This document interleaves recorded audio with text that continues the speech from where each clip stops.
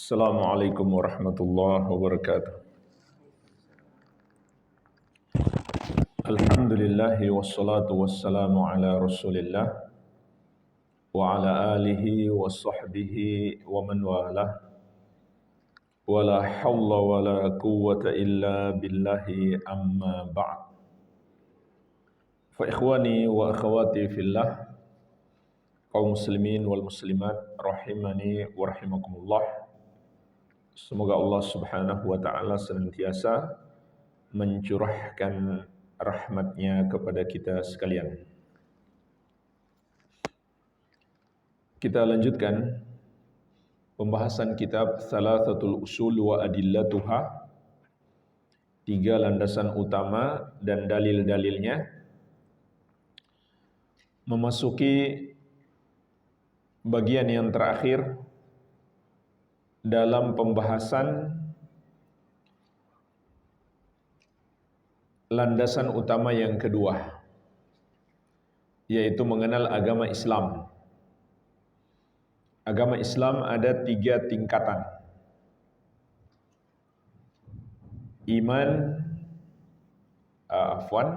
Islam, iman, dan ihsan. Islam memiliki 5 rukun, iman memiliki 6 rukun. Ini sudah kita bahas. Maka kita akan memasuki al-martabatus tsalitsah, tingkatan agama Islam yang ketiga, yaitu al-ihsan. Al-ihsan adalah tingkatan agama yang paling tinggi.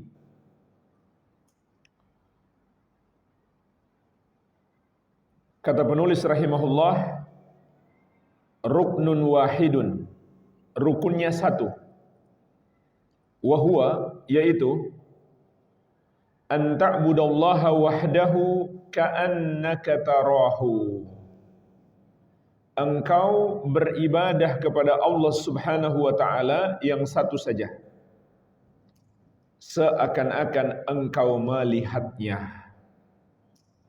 Fa illam takun tarahu fa innahu yaraka. Kalau kamu tidak dapat melihatnya, maka sesungguhnya dia melihatmu. Jemaah sekalian, ihsan itu secara bahasa artinya adalah melakukan yang terbaik. Makna ihsan secara bahasa artinya melakukan yang terbaik. Sedangkan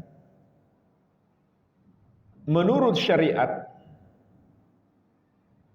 ihsan itu adalah mengamalkan yang terbaik. Apa mengamalkan yang terbaik itu? Inilah definisinya. Nanti akan kita sebutkan hadisnya. Rasulullah sallallahu alaihi wasallam bersabda, ihsan itu adalah an ta'budallaha ka'annaka tarahu. Engkau beribadah kepada Allah seakan-akan engkau melihatnya. Fa illam takun tarahu fa innahu yaraka. Kalau engkau tidak bisa melihatnya, maka sesungguhnya dia melihatmu. Inilah ibadah kepada Allah yang terbaik, yang tertinggi, yaitu derajat ihsan. Dan derajat ihsan itu ada 2 tingkatan. Tingkatan yang pertama, tingkatan melihat Allah Subhanahu wa taala. Engkau beribadah kepada Allah seakan-akan engkau melihatnya. Maksudnya jemaah sekalian, melihat dengan mata hati, bukan dengan mata kepala. Apa artinya melihat dengan mata hati? Al-iman al-qawi, keimanan yang kuat. Syiddatul yaqin, keyakinan yang sangat mendalam, sehingga seakan-akan Allah kita lihat dengan mata kepala karena saking kuatnya iman kita. Itu maknanya. Bukan melihat dengan mata kepala, bukan. Tapi seakan-akan melihat dengan mata kepala karena kita sudah lihat dengan mata hati. Maksudnya dengan kuatnya keyakinan kita kepadanya. Adapun melihat dengan mata kepala, maka di dunia ini tidak mungkin, dan di akhirat kita akan melihat Allah Subhanahu wa taala 2 kali. Yang pertama di hari kiamat, yang kedua di surga. Yang pertama di padang mahsyar, yang kedua di surga. Dan di padang mahsyar ada perbedaan pendapat ulama, apakah orang-orang kafir juga melihat? Pendapat yang paling kuat insya Allah mereka juga melihat, tapi mereka melihat Allah dalam keadaan murka kepada mereka, sehingga mereka bertambah takut. Sedangkan di surga tentu khusus bagi orang-orang yang beriman, dan itu akan menjadi nikmat terbesar penghuni surga. Sedangkan di dunia tidak dapat dilihat dengan mata kepala karena Allah tidak mengizinkan. Dan ketika Nabi SAW melakukan Isra Mi'raj, kemudian beliau kembali, beliau pun ditanya, hal ra'aita rabbak, apakah engkau telah melihat Rabbmu? Maka beliau bersabda, nurun fa anna arahu, ada cahaya, yaitu yang menjadi hijab antara Allah dengan hamba. Bagaimana aku bisa melihatnya? Kata Nabi SAW. Yang cahaya itu Allah singkap ke bukit yang di atasnya ada Nabi Musa alaihi salam, maka bukit itu pun hancur dan Nabi Musa pingsan. Tidak bisa melihat Allah Subhanahu wa taala. Ini tentang melihat dengan mata kepala. Maka maksud hadis yang mulia ini, ihsan itu artinya engkau melihatnya dengan mata hati, yaitu dengan keyakinan yang kuat. Pertanyaannya jemaah sekalian, gimana kita bisa sampai pada keyakinan yang kuat? Jawabannya adalah dengan mendalami ilmu agama. Terutama ilmu tentang Allah Subhanahu wa taala. Terutama lagi ilmu tentang nama-nama dan sifat-sifatnya. Kalau kita dalami ilmu ini, maka kita akan semakin mengenal Allah dan semakin kuat iman kita kepadanya. Ini tingkatan ihsan yang pertama. Tingkatan ihsan yang kedua adalah al-muraqabah, yaitu yakin Allah selalu mengawasi kita. Kalau kita nggak bisa menggapai tingkatan yang pertama, tingkatan al-musyahadah, melihat Allah, maka minimalnya kita sampai pada tingkatan muraqabah. Kita yakin Allah Subhanahu wa taala selalu melihat kita. Inilah jemaah sekalian makna ihsan dan 2 tingkatannya. Dalam dalil-dalil syar'i lengkapnya ada 3 makna ihsan. Jadi ini yang pertama. Yang kedua, makna ihsan itu dalam berbuat baik kepada orang lain.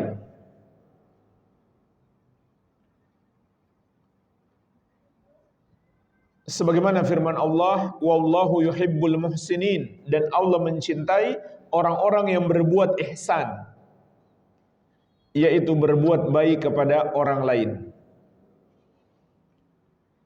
Yang ketiga, makna ihsan itu adalah melakukan yang terbaik dalam setiap urusan, baik urusan dunia maupun urusan akhirat. Ini juga dianjurkan di dalam syariat. Ini lengkapnya 3 makna ihsan di dalam dalil-dalil syar'i. Yang kita bahas adalah makna yang pertama, ihsan dalam beribadah kepada Allah. Inilah tingkatan agama yang paling tinggi. Wad dalilu qauluhu ta'ala. Dalilnya adalah firman Allah Subhanahu wa ta'ala.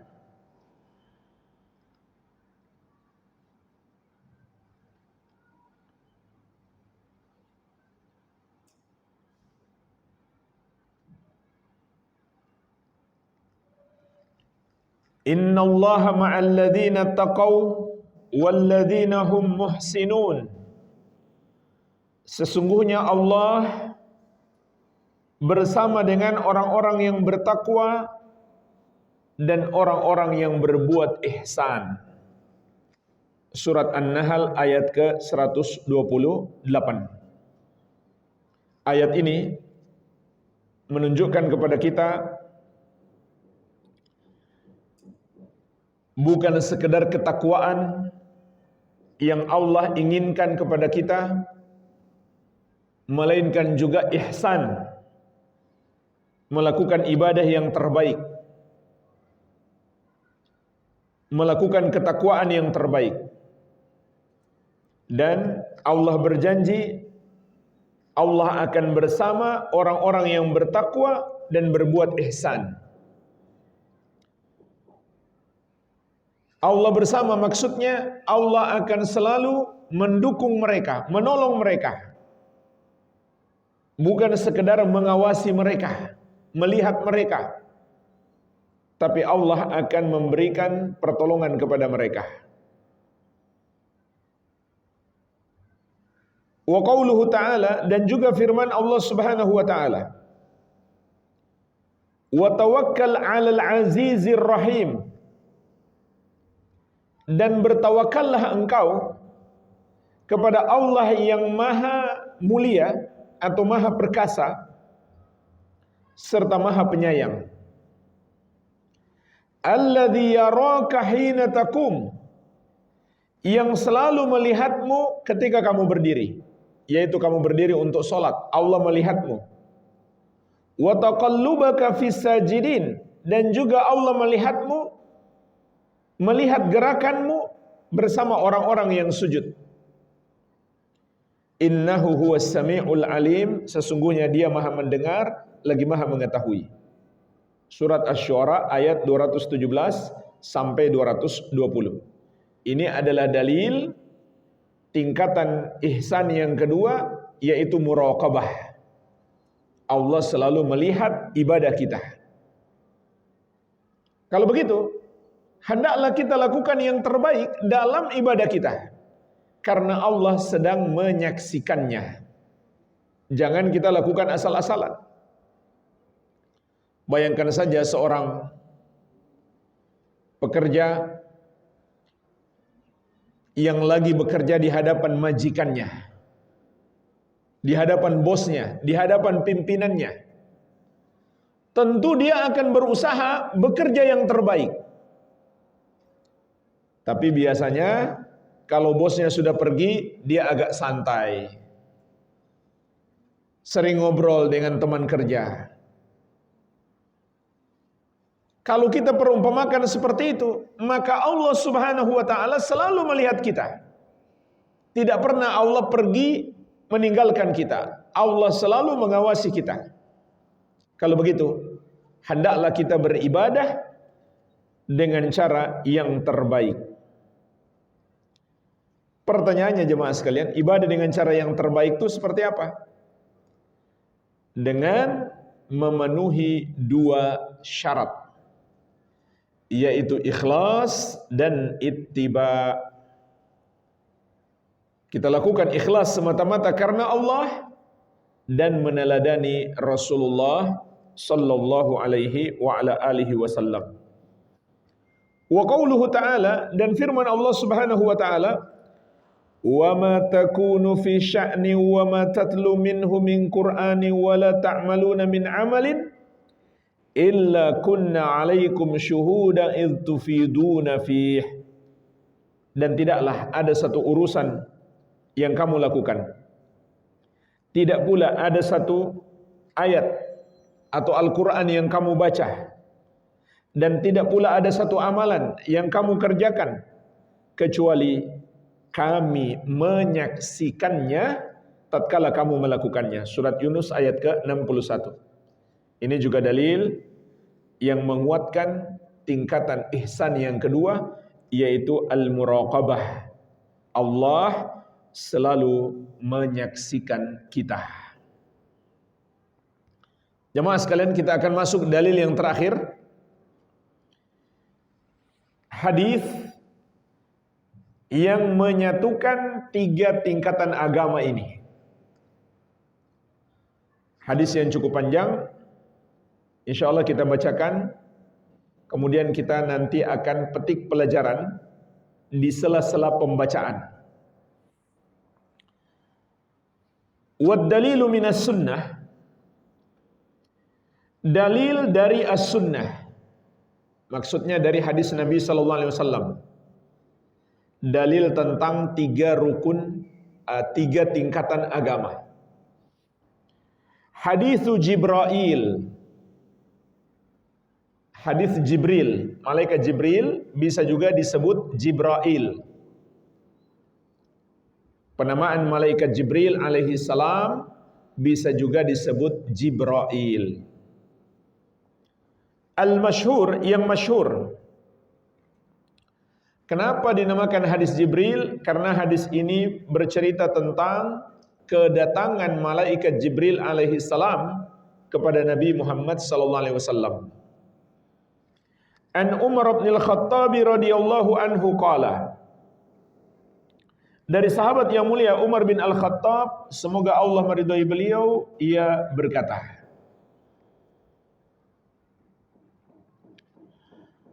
bainama nahnu julusun inda Rasulillah sallallahu alaihi wasallam idh tala'a alaina rajulun. Ketika kami sedang duduk bersama Rasulullah sallallahu alaihi wasallam, tiba-tiba muncul seseorang. Di sini kita bisa memetik pelajaran. Nanti tolong dikasih nomor sendiri berapa pelajaran yang bisa kita petik dari hadis ini. Ini pelajaran yang pertama. Termasuk sunnah Nabi sallallahu alaihi wasallam dan para sahabat bermajlis ilmu. Umar bin Khattab menceritakan, ketika kami sedang bermajlis bersama Rasulullah sallallahu alaihi wa ala alihi wasallam. Jadi, menghadiri majelis ilmu termasuk ibadah.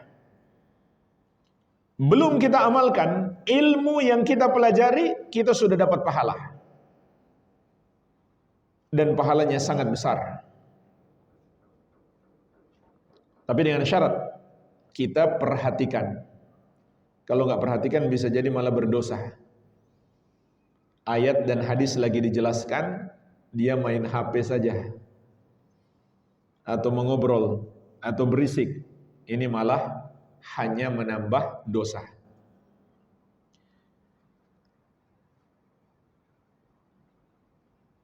Tiba-tiba muncul seseorang. Syadidu bayadis thiyabi, syadidu sawadi sya'ar, la yura alaihi atharu safar. Yang sangat putih pakaiannya, sangat hitam rambutnya, tidak nampak padanya tanda-tanda perjalanan, wala ya'rifuhu minna ahadun. Padahal tidak seorang pun dari kami yang mengenalnya. Di sini kita bisa memetik pelajaran yang kedua. Menghadiri majelis ilmu hendaklah dengan penampilan yang terbaik. Untuk beradab. Beradab kepada siapa? Kepada Allah Subhanahu wa taala. Karena kita akan mendengarkan ayat-ayat Allah dan hadis Rasulullah sallallahu alaihi wasallam. Malaikat Jibril mengajarkan kepada kita adab berpakaian, berpenampilan di majelis ilmu. Demi memuliakan majelis ilmu. Karena itu termasuk pengagungan kepada Allah. Sebagaimana firman Allah di surat Al-Hajj, "Wa may yu'azzim sya'airallah fa innaha min taqwal qulub." Barang siapa yang mengagungkan syiar-syiar Allah, maka itu berasal dari ketakwaan hati.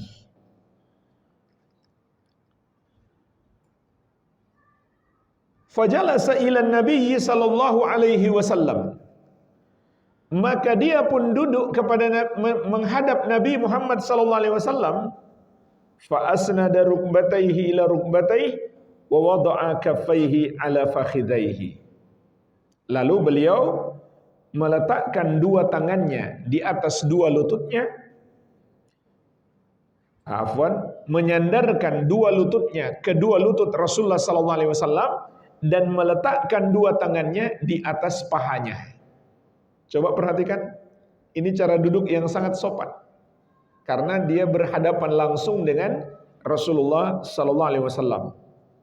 Di sini beliau masih mengajarkan tentang adab di majelis ilmu, adab di hadapan para ulama, adab di hadapan orang-orang besar, orang-orang yang lebih tua.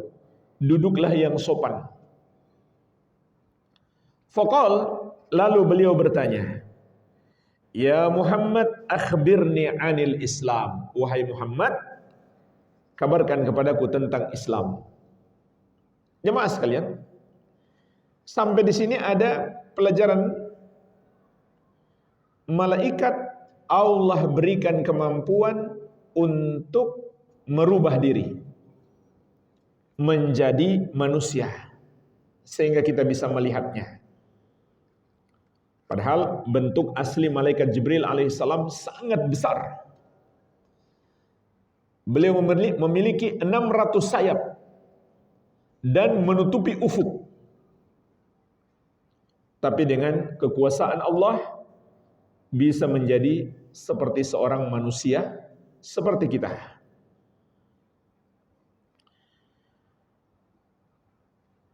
Dan pelajaran berikutnya, beliau juga mengajarkan kepada kita di antara cara menuntut ilmu, cara meraih ilmu adalah dengan bertanya. Pelajaran berikutnya, beliau juga mengajarkan kepada kita boleh bertanya yang kita sudah tahu jawabannya. Tujuannya apa?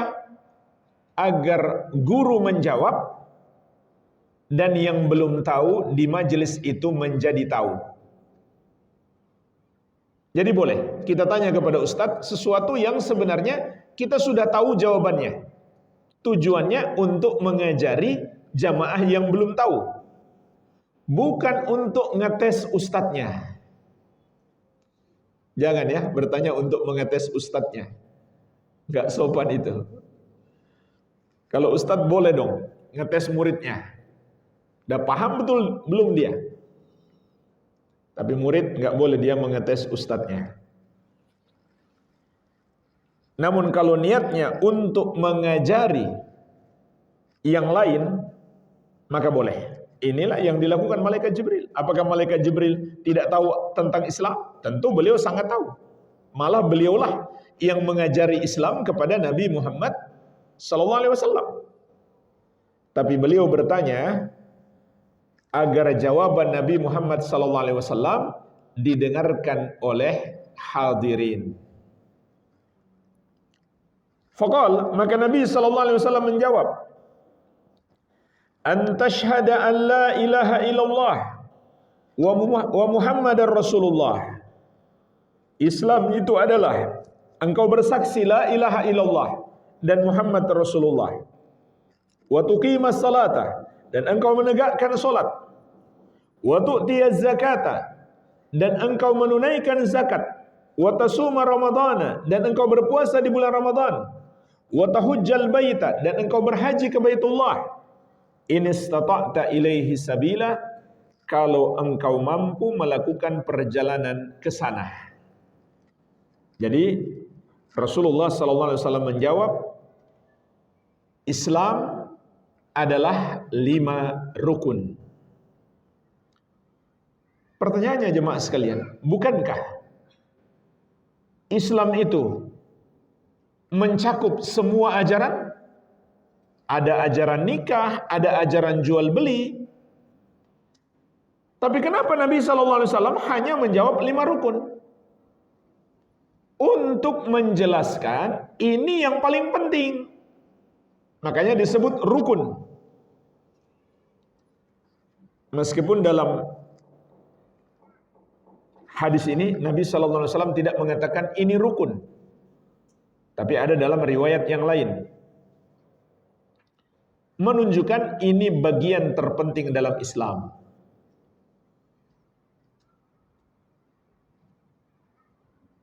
Ada 5 rukun. Tapi kenapa rukun yang pertama ada 2? Enggak dipisahkan. Nah, ini sudah kita bahas. Mudah-mudahan belum lupa ya. Ada yang ingat? Kenapa 2 bagian? Rukun Islam yang pertama ada 2 bagian. Kenapa, Pak? Hah? Bukan. Syahadat yang rukun Islam yang pertama. Hah? Iya, syahadat. Kan 2 kalimat syahadat. Kenapa 2 bagian? Kenapa jadi 1? Enggak terpisah. Karena iya betul, terkait. Kalau terkait semua juga terkait. Rukun pertama sampai 5 terkait gitu. Tapi kaitannya apa? Ibu-ibu ada yang tahu? Sudah lupa jangan-jangan nih.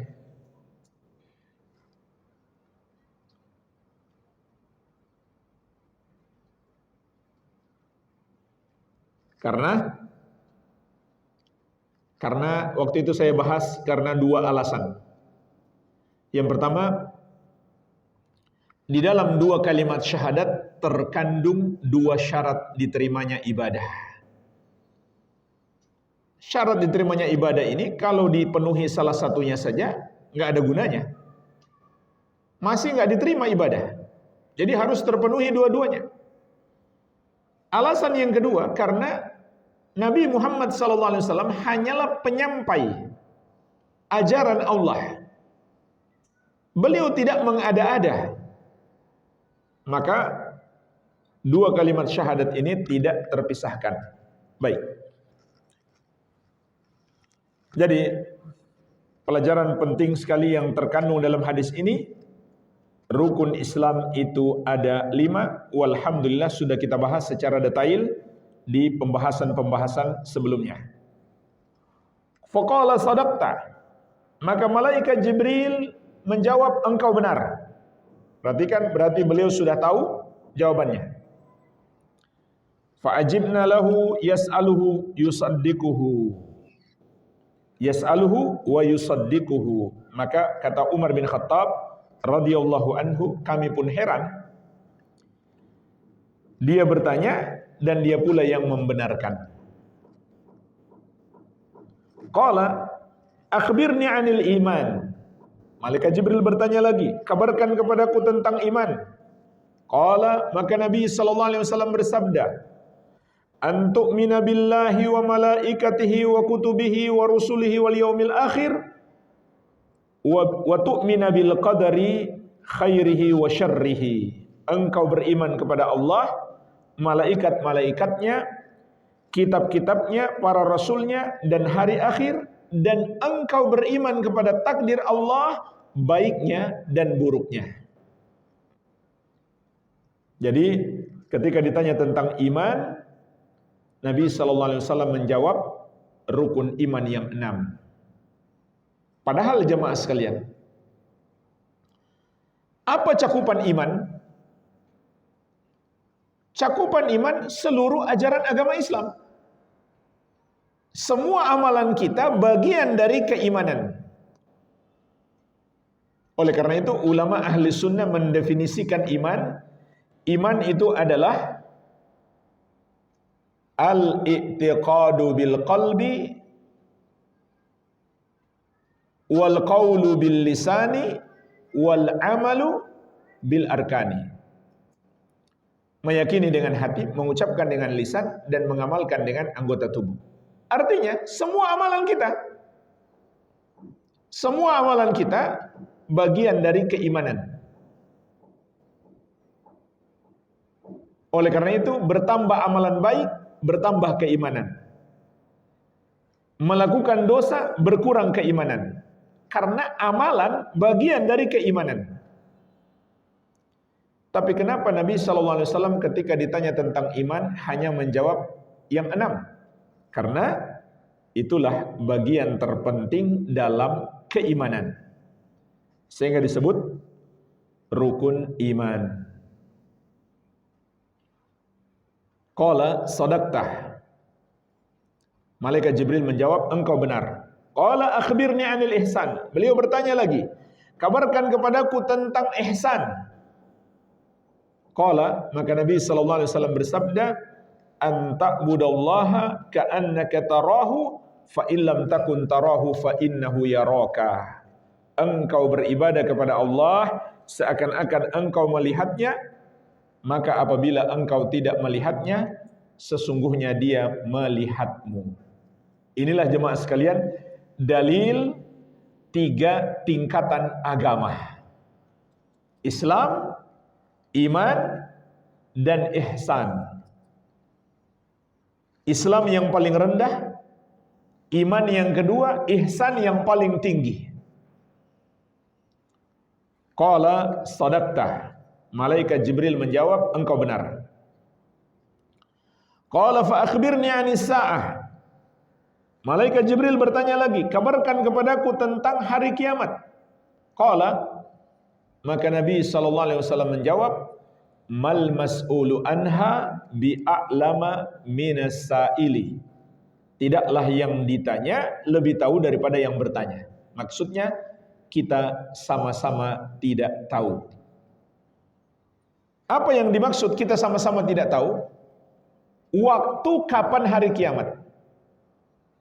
Malaikat yang paling mulia, malaikat Jibril, dan Nabi yang paling mulia, hamba yang paling mulia, Nabi Muhammad SAW, sama-sama tidak tahu kapan terjadinya hari kiamat. Kenapa? Karena itu termasuk perkara gaib. Di surat An-Naml ayat ke-65 Allah menegaskan, kulla ya'lamu ma fis samawati wal ardil ghaiba illallah. Katakanlah, tidak ada yang tahu perkara gaib, satupun makhluk di langit maupun di bumi kecuali Allah. Sungguh bodoh kita kalau percaya dengan para peramal. Apakah meramal khusus tentang kapan hari kiamat atau meramal peristiwa-peristiwa yang lain? Nabi Muhammad SAW saja tidak tahu peristiwa masa depan, nggak bisa meramal. Malaikat Jibril saja nggak tahu, nggak bisa meramal. Bagaimana bisa kita percaya kepada para dukun, para tukang ramal? Atau katanya dia kiai khos, kiai spesial, tahu perkara gaib. Tidak mungkin itu terjadi jamaah sekalian. Itu termasuk syirik besar kalau kita meyakini ada selain Allah yang tahu perkara gaib. Dan di dalam Al-Quran bahkan Allah Subhanahu wa Ta'ala di surat Al-A'raf ayat 188 memerintahkan kepada Rasulullah SAW untuk menegaskan kepada umat beliau bahwa beliau tidak tahu perkara gaib. Walau kuntu a'lamul ghaiba lastakthartu minal khair wa ma massaniyasu. andai aku tahu perkara gaib, maka aku akan memperbanyak kebaikan dan tidak akan ditimpa keburukan. Tapi faktanya di perang Uhud Nabi Muhammad SAW tertimpa keburukan pada fisik beliau, yaitu gigi beliau pecah dan kepala beliau berdarah.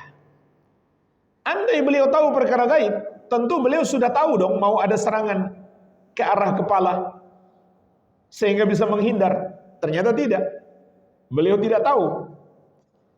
Kok bisa-bisanya kita percaya kepada para dukun atau kiai yang katanya sakti?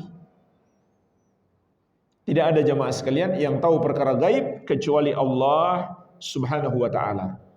Oleh karena itu mempercayai para peramal, para dukun, orang-orang yang sok tahu perkara gaib termasuk syirik.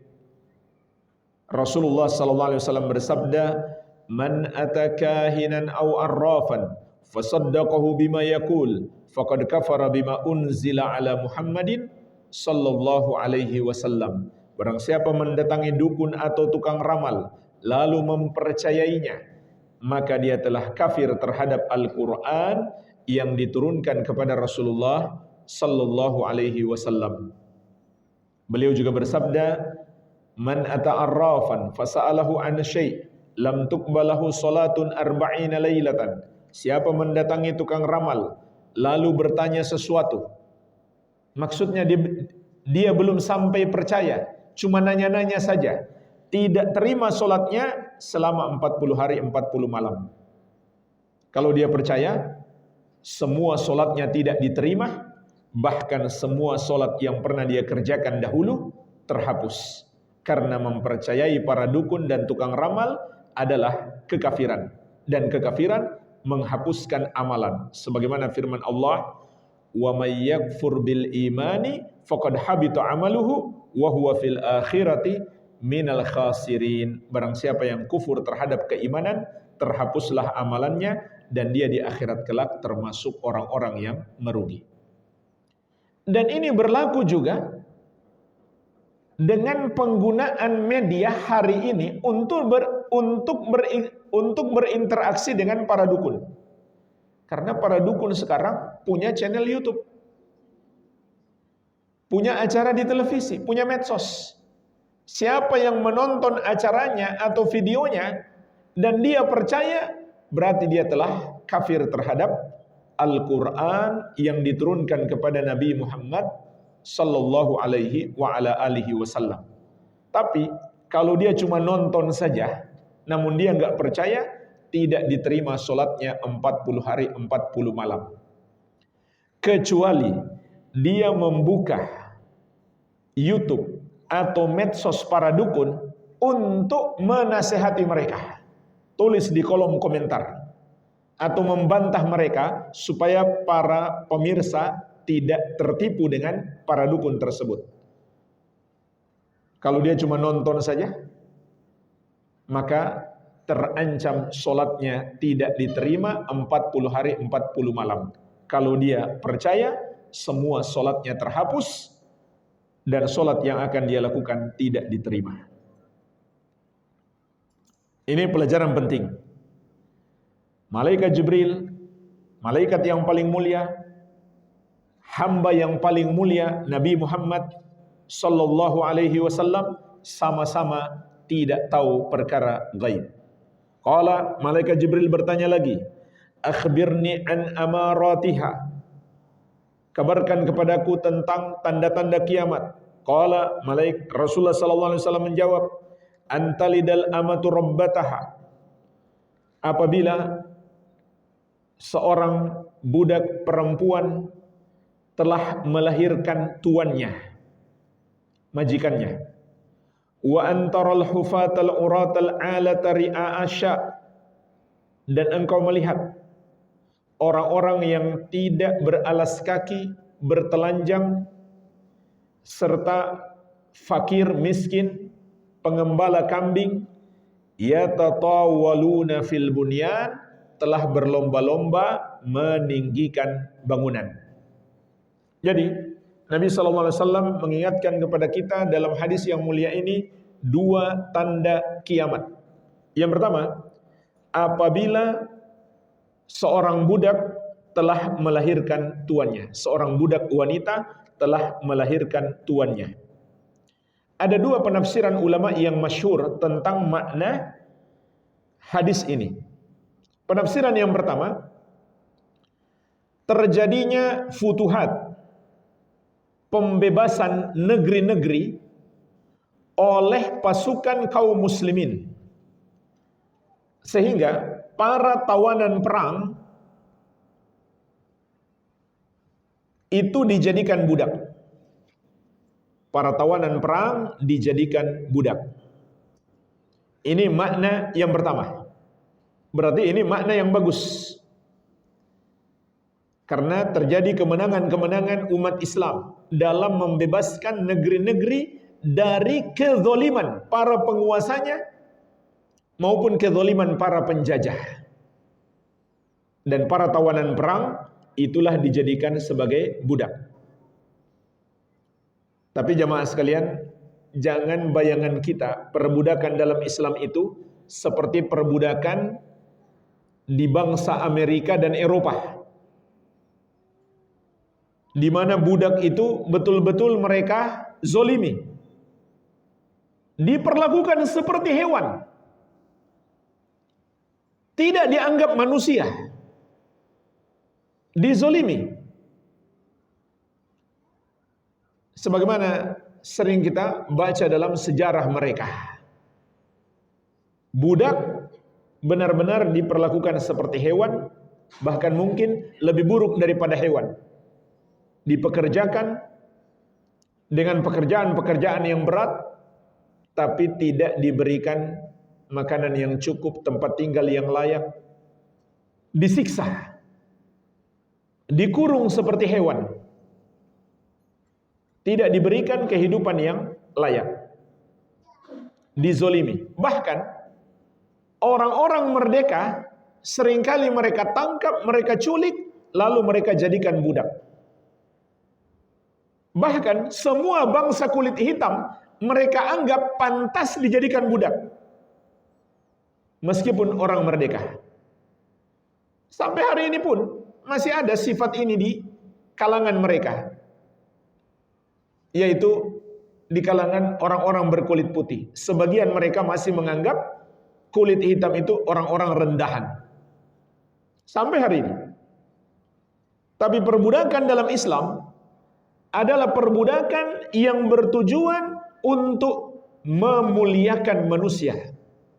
Apa tujuan perbudakan dalam Islam?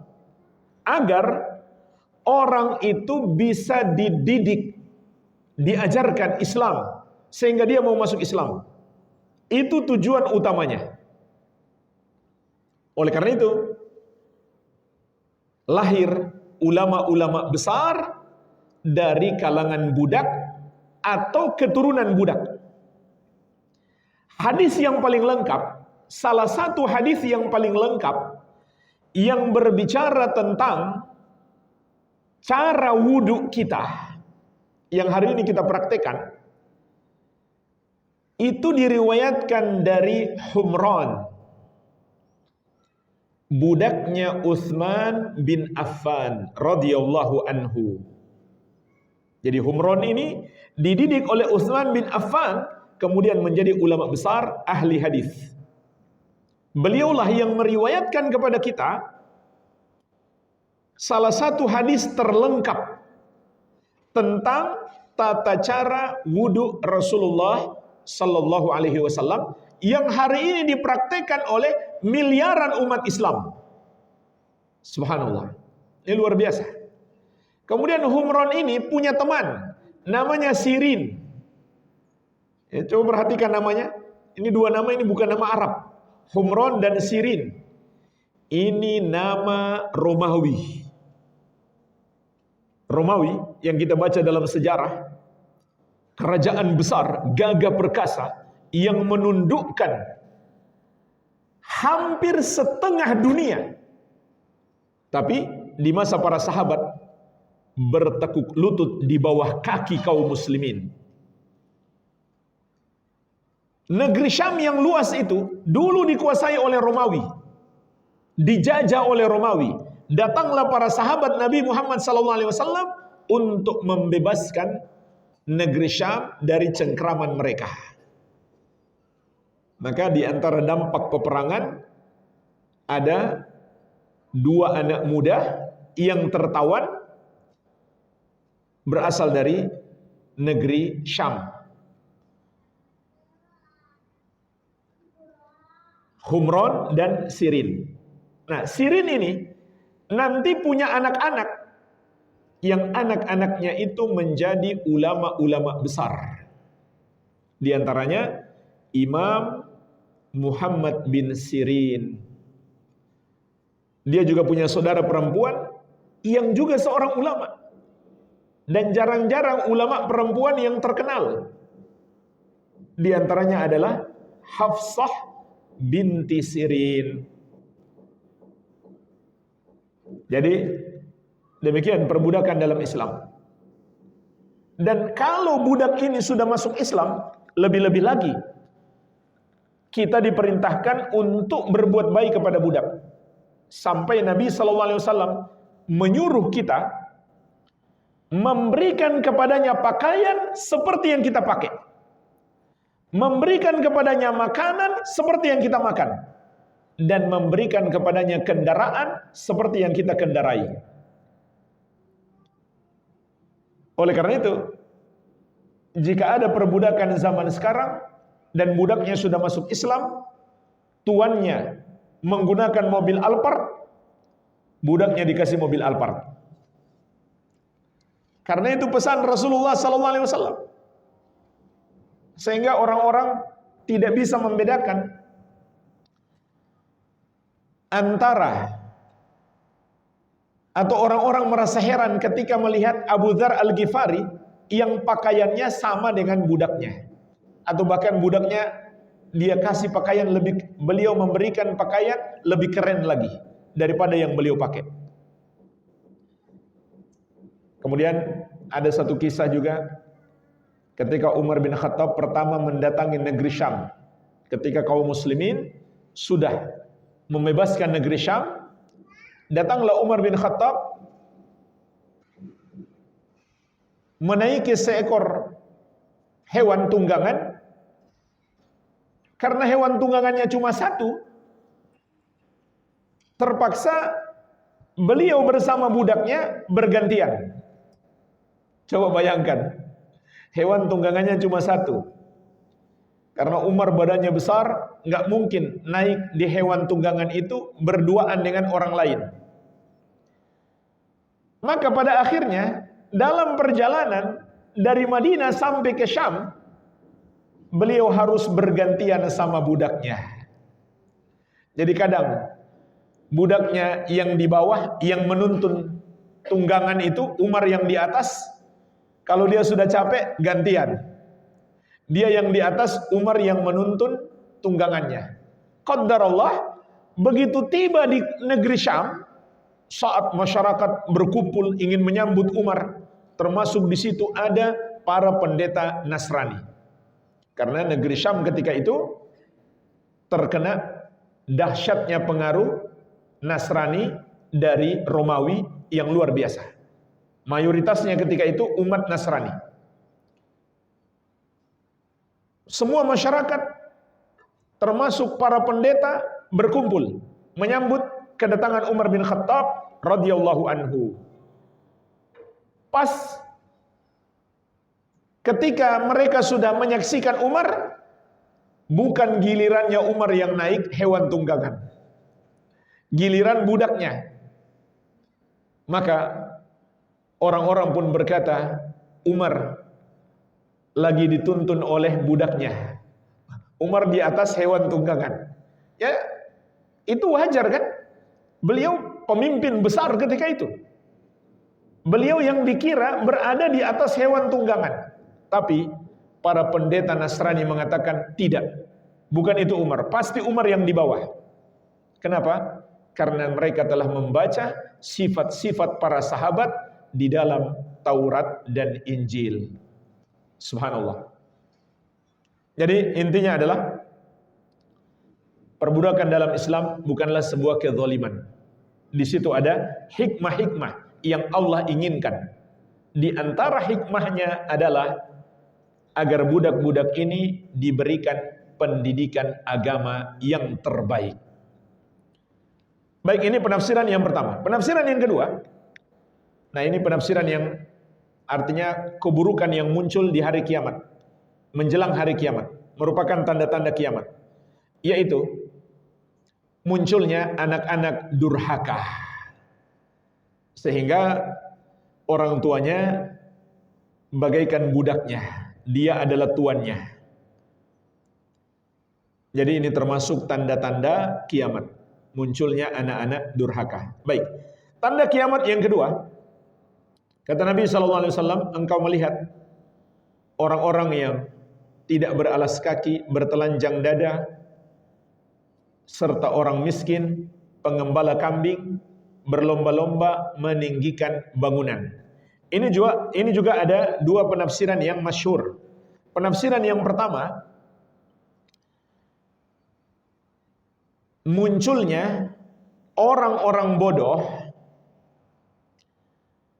tapi dianggap atau diangkat sebagai guru agama.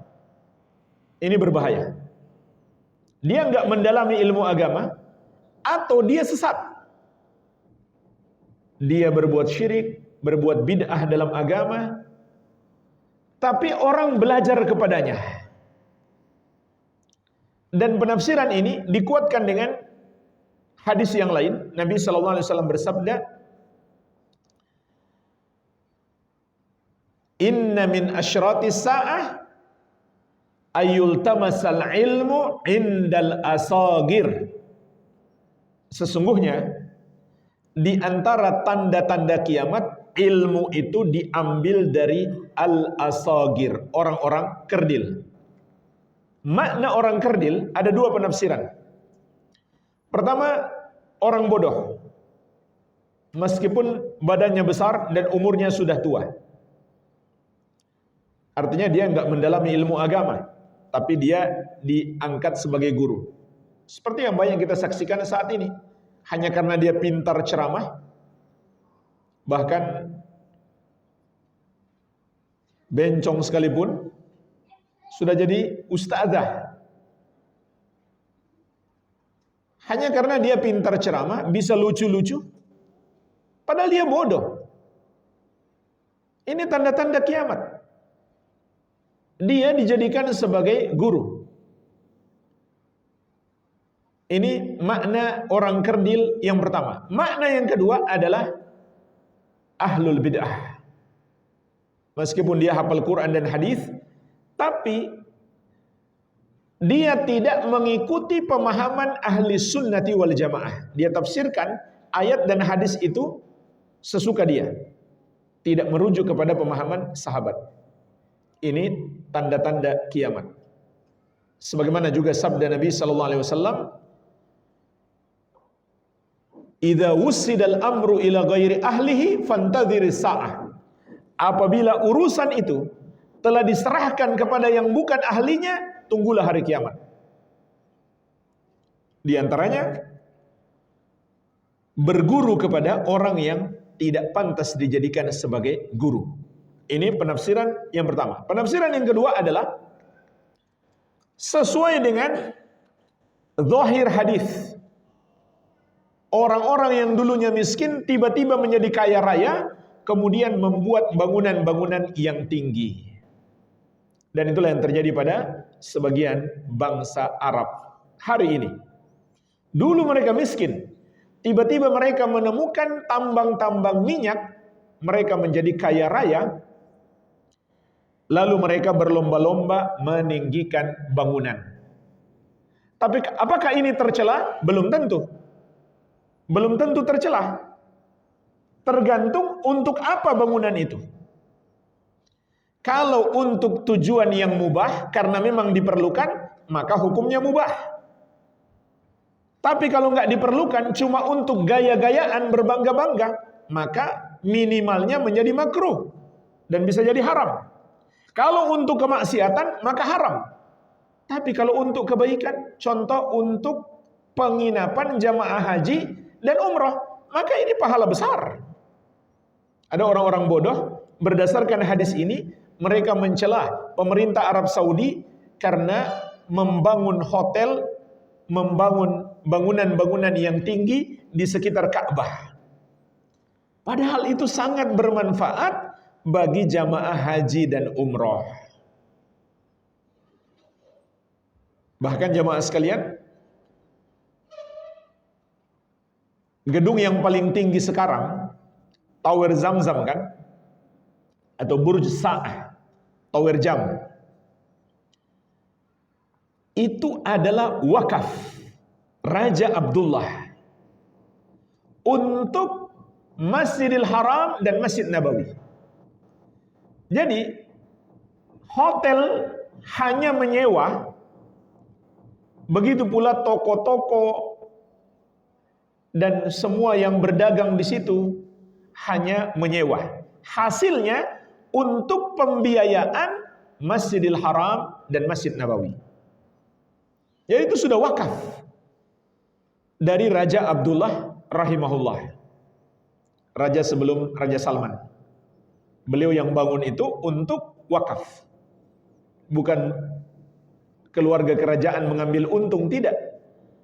Tapi mereka berikan sebagai wakaf demi mengurus Masjidil Haram dan Masjid Nabawi.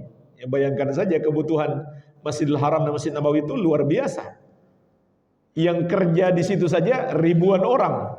Bagaimana menggaji mereka? Tentu membutuhkan dana yang sangat besar. Belum lagi dana-dana operasional lainnya. Maka itu tercover dengan dana wakaf itu. Makanya kita nggak temukan di Masjidil Haram dan Masjid Nabawi kotak infak. Nggak ada kan? Tapi ada tuh kalau mau menyumbang untuk pembangunan masjid, pelebaran masjid, itu dikasih kesempatan kita. Ada semacam apa namanya, panitianya tuh. Kita mau ngasih 50 real, 100 real, Masya Allah. Semua orang yang sholat di Masjidil Haram, antum dapat pahala. Baik, jadi ini makna yang kedua. Dan ini sudah kita lihat hari ini. Mereka dulunya miskin, sekarang menjadi kaya raya dan berlomba-lomba meninggikan bangunan. Qala, kata Umar bin Khattab radhiyallahu anhu, famada falabithna malian. Malaikat Jibril itu pun pergi. Lalu kami diam menunggu beberapa saat. Faqala sallallahu alaihi wasallam, maka Nabi sallallahu alaihi wasallam bersabda, "Ya Umar, atadri manis sa'il, wahai Umar, tahukah kamu siapa yang bertanya tadi?" Qulna Allahu wa rasuluhu a'lam. Kami jawab, Allah dan Rasulnya yang lebih mengetahui. Jadi sampai di sini, sampai malaikat Jibril alaihissalam pergi, para sahabat belum juga menyadari itu tadi adalah malaikat. Cuma mereka sudah heran. Kok bisa orang yang nggak kita kenal, tapi tiba-tiba muncul tanpa ada tanda-tanda melakukan perjalanan jauh? Karena sudah pasti beliau bukan penduduk situ, dan perkiraan kuatnya berarti berasal dari jauh, tapi nggak terlihat tanda-tanda perjalanan. Maka mereka pun belum menyadari bahwa itu adalah malaikat Jibril. Kemudian di sini kita juga bisa memetik pelajaran. Orang kalau ditanya dan nggak tahu jawabannya, katakan Allahu a'lam. Ini jawaban Umar. Adapun Allahu wa rasuluhu, Allah dan Rasulnya, kita sebut nama dan Rasulnya, itu hanya berlaku ketika beliau masih hidup. Sehingga sekarang cukup kita katakan Allahu a'lam. Qala, maka Nabi sallallahu alaihi wasallam menjelaskan, hadza Jibril atakum yu'allimukum amra dinikum. Itu tadi adalah malaikat Jibril yang sengaja mendatangi kalian untuk mengajari kalian ajaran agama kalian. Jadi inilah dalil penegasan dari Nabi sallallahu alaihi wasallam, boleh seseorang bertanya untuk mengajari orang lain. Dan pelajaran terakhir, suatu pelajaran yang sangat penting bisa kita petik dari hadis ini. Orang yang menyebabkan orang lain bisa beramal, maka dia akan dapatkan pahala yang sama.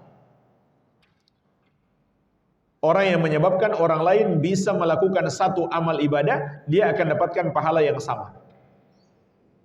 Karena di sini kata Nabi sallallahu alaihi wasallam, malaikat Jibril datang untuk mengajari kalian. Padahal yang mengajar siapa?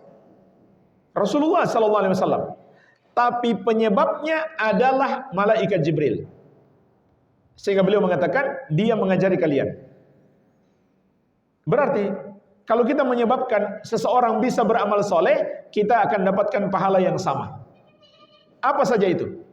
Sebagaimana dalam hadis yang lain, Nabi SAW bersabda, "Man jahaza ghaziyan fi sabilillah faqad ghaza." Barang siapa yang membantu perlengkapan orang yang berjuang di jalan Allah, maka dia telah ikut berjuang. Jadi misalkan kita bantu para penuntut ilmu, para santri dan para ustadz untuk menuntut ilmu atau untuk berdakwah, maka kita dapat pahala yang sama. Termasuk jemaah sekalian, kita ajak satu orang saja ke majelis ilmu. Sepanjang dia duduk di majelis ilmu, pahalanya mengalir kepada kita. Bagaimana kalau kita ajak 2 orang, 5 orang, 10 orang? Jadi kalau punya motor, jangan datang sendiri, usahakan bawa teman, apalagi punya mobil. Usahakan mobilnya full ke majelis ilmu. Kalau perlu jemput orangnya di rumahnya. Kalau perlu ajak dulu mampir makan bakso.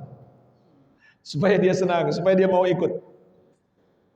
Ini pahala luar biasa, jangan sia-siakan. Fasilitas yang Allah berikan kepada kita, kemampuan kita, jangan sia-siakan. Cuma amalan yang ringan seperti itu, pahalanya besar. Sepanjang dia duduk di majelis ilmu, pahalanya mengalir kepada kita. Kalau ilmu itu kelak dia amalkan, pahala masih mengalir kepada kita. Kalau dia ajari lagi ke anak-anaknya di rumah, anak-anaknya mengamalkan, pahala masih mengalir kepada kita. Begitu pula punya WhatsApp, share itu info kajian seluas-luasnya. Punya medsos, share info kajian.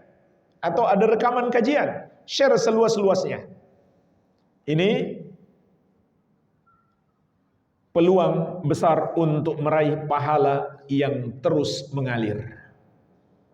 Bisa jadi kita sudah mati pun pahala masih terus mengalir.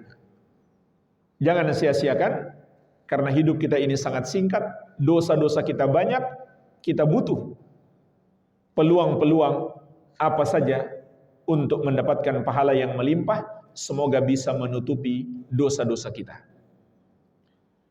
Walhamdulillah, selesai kita dari Ma'rifatu Dinil Islam, mengenal agama Islam. InsyaAllah di pertemuan yang akan datang, kita mulai masuk bagian yang terakhir, yaitu mengenal Nabi Muhammad sallallahu alaihi wa ala alihi wasallam. Silakan kalau ada pertanyaan.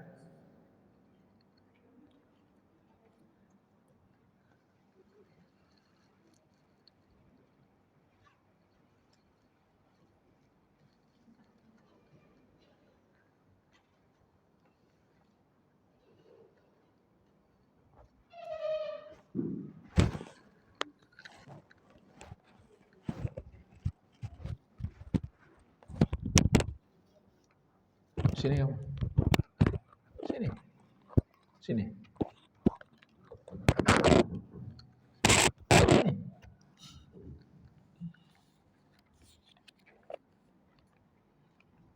Bismillah. Apakah menjadi dosa ghibah apabila suatu kejadian yang dialami istri, misal perlakuan yang kurang menyenangkan dari suami, atau yang menyenangkan lalu diceritakan kembali kepada suami. Perlakuan yang kurang menyenangkan dari orang atau menyenangkan lalu diceritakan kembali kepada suami.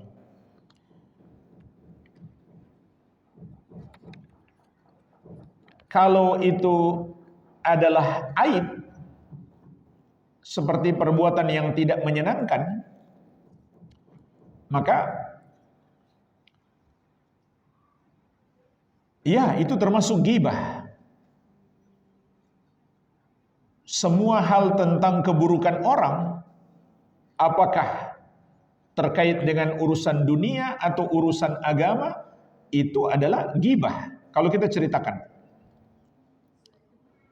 Kecuali kita punya alasan syar'i. Contoh, kita mau minta solusi karena ada masalah yang berlarut-larut dan kelihatannya suami mampu memberikan solusi. Kalau dia juga nggak mampu, ya nggak ada gunanya juga. Jadi kalau tanpa alasan, cuma pingin curhat saja, cuma pingin cerita, tidak boleh. Tapi kalau kita nggak sebut nama, tidak ada masalah. Pingin cerita kepada suami tanpa menyebut nama orangnya, tidak masalah. Adapun cerita yang menyenangkan, maka pada asalnya boleh, kecuali mengandung fitnah. Ya contohnya kita ceritakan kebaikan seorang wanita kepada suami. Ini bahaya, bisa jadi suami jadi suka loh. Ini tidak boleh. Kecuali ya kita memang ingin menjodohkan, ya nggak apa-apa. Kalau dia wanita yang single mau dijodohkan dengan suaminya, ya nggak apa-apa.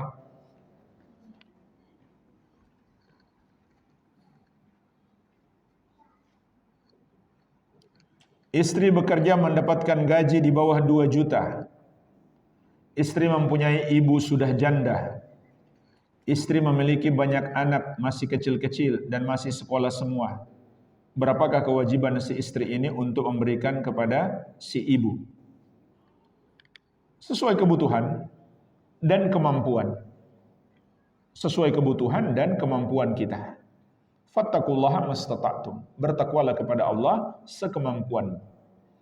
Andai suami punya kelebihan rezeki, bisa juga minta bantuan suami. Lebih bagus lagi kalau istri nggak bekerja dan suami sudah mampu mencukupi, tidak masalah. Seorang istri minta bantuan suaminya untuk membantu orang tuanya. Itu kan amal soleh. Itu amal soleh. Kita berarti istri memberi kesempatan kepada suami atau membuka peluang baginya untuk beramal soleh. Yang jelas kita bantu sesuai kemampuan. Fattaqullaha mastata'tum. Bertakwalah kepada Allah sekemampuan.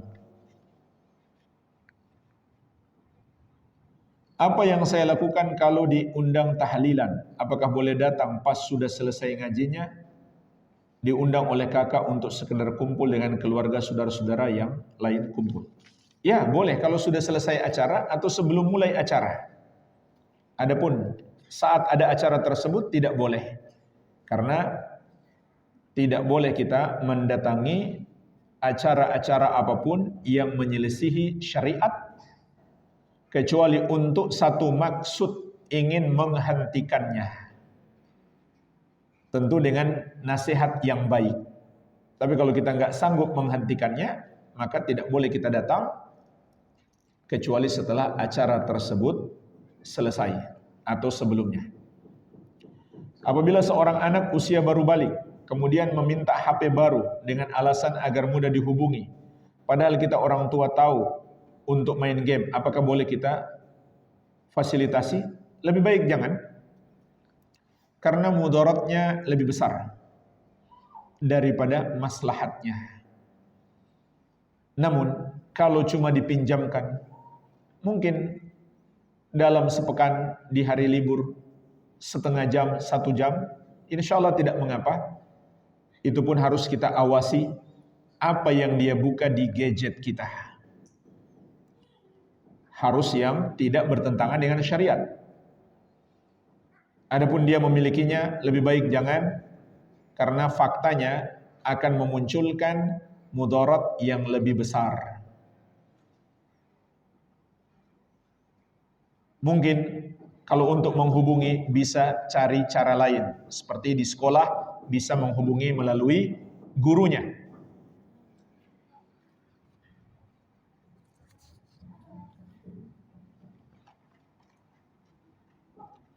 Apakah muntah itu najis atau tidak? Tidak. Muntah bukan najis. Kenapa? Karena nggak ada dalil yang menunjukkan itu najis. Muntah darah selain darah haid dan nifas, nanah, ludah, lendir, ingus, cairan yang keluar dari telinga, ini semua bukan najis. Kenapa? Nggak ada dalil menunjukkan najis. Tapi kan kotor. Tidak semua kotor itu najis. Yang tentu kita bersihkan karena kotor.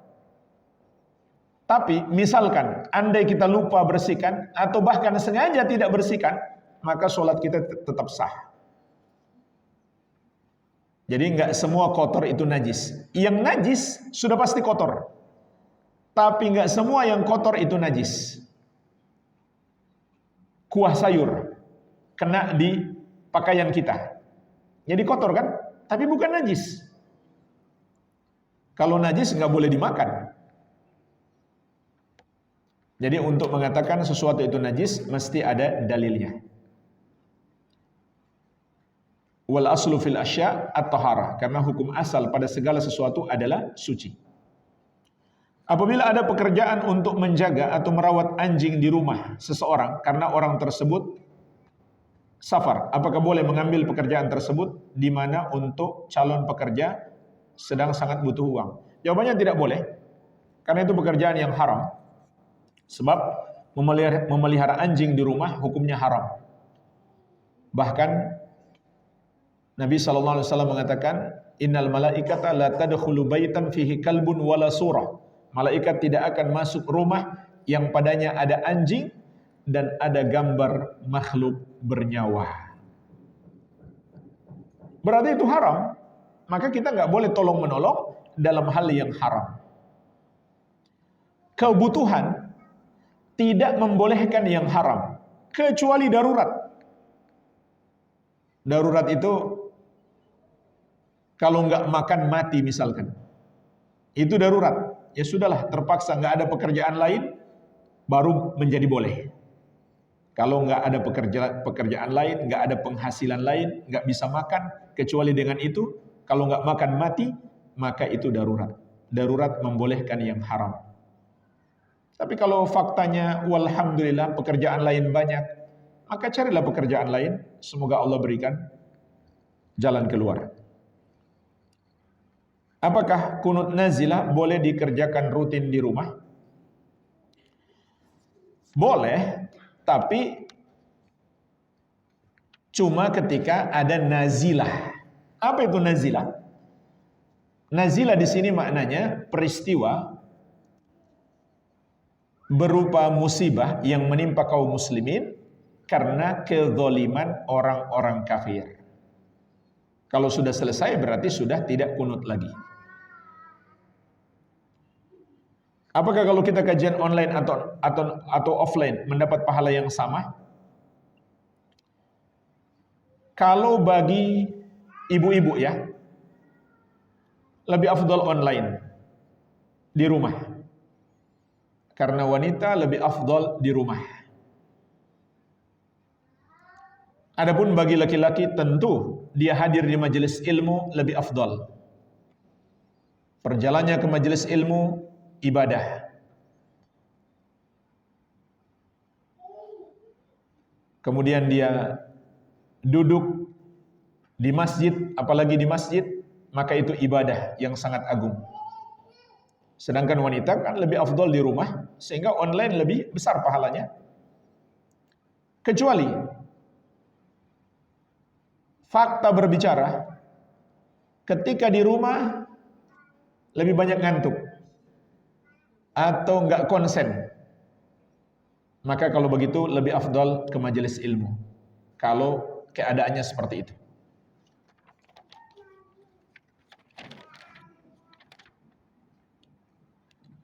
Ada teman mengajak bisnis peternakan babi. Yang mengelola, yang mengurus mereka. Kira-kira boleh atau tidak untuk ikut berinvestasi? Ya jelas tidak boleh lah. Allah Subhanahu wa taala berfirman, "Wala ta'awanu 'alal itsmi wal udwan."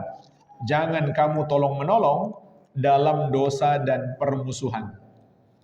Sudah nggak ada bisnis lain kah? Bisnis lain terlalu banyak loh. Kalau mau beternak bisa sapi, kambing, ayam, dan lebih menguntungkan insya Allah.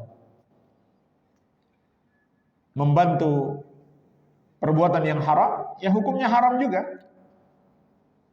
Kita mendapatkan dosa yang sama, na'udzubillah. Kalau ada 100 orang yang beli, berarti kita menyebabkan 100 orang berdosa. Dosa pun mengalir kepada kita. Jadi hati-hati. Membantu orang berbuat dosa akan mendapatkan dosa yang sama, dan dosa itu bisa jadi dosa jariah yang terus mengalir. Walhamdulillah, semoga bermanfaat. Lebih dan kurangnya saya mohon maaf. Wabillahi taufik. Subhanakallahumma wa bihamdika asyhadu an la ilaha illa anta astaghfiruka wa atubu ilaik. Wa sallallahu ala nabiyyina Muhammadin wa alihi wasallam.